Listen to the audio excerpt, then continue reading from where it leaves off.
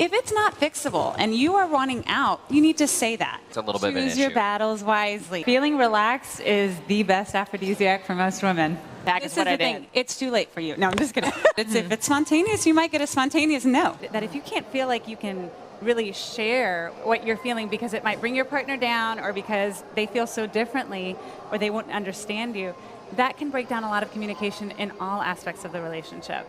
To make sure that you are asking, hey, what are we doing here? How are you feeling? Are you dating other people? Are you sleeping with other people? Keep your message to 2 to 3 sentences max, and then to confirm that you're getting the message that I want, not the message that's being kind of convoluted with all of your negativity towards me at the time, have you repeat it.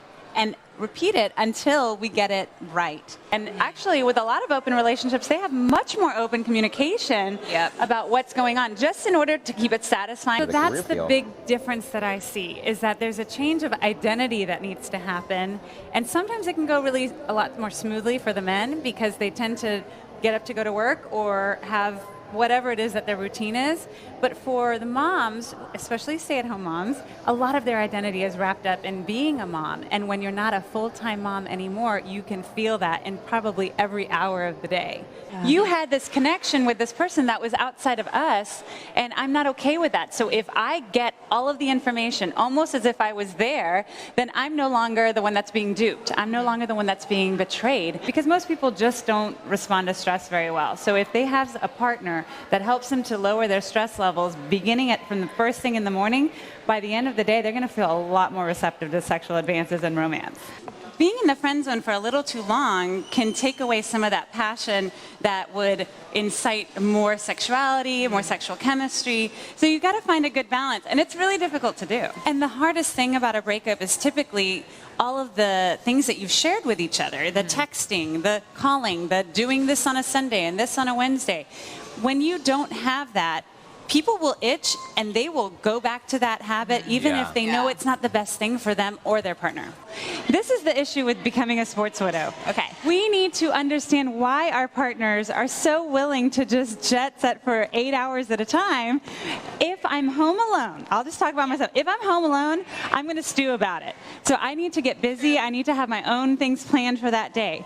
But listening to my partner and asking him why it is that it's so important to him, what he loves about it, what he likes about football, what he likes about all the different sports he enjoys playing, that helps me to understand it's not about getting away from me. Right. It's about really enjoying something that he can't do all week long when he's working. Our first point is actually planning for things, right? So let's get some sporting events on the calendar. Let's go to the big game. Pull out your calendars and plan which things you're going to do together, which things you're going to do separately. Because a lot of times, if you feel like it's something that you could both enjoy, getting out there, having it on the schedule gets you to look forward to it versus it being a chore. Versus just maybe being a spectator. Right. Go out there and throw a ball, see what it's like. And then you can sort of appreciate, maybe even teach some of the rules, because it's a little complicated, I know that. Why don't we talk about, maybe doing a pregame before the big game? Absolutely. If you're going to be gone from each other's company all day long, I'm going to go ahead and say pregame at home with a little love making. Make sure that you leave today, just really excited and happy to have been together. So you're actually thinking that, or you're saying that doing, a little bit of extracurricular activity in the morning is maybe the best way to go for couples. I think it definitely is for multiple reasons. One is it gets the day off on a really good start. It also makes it to where your testosterone levels are on your side because they're highest, and you're also most relaxed in the morning. As the day goes on, we get more and more tired. I can't tell you how many couples I have that will initiate sex at 10 p.m.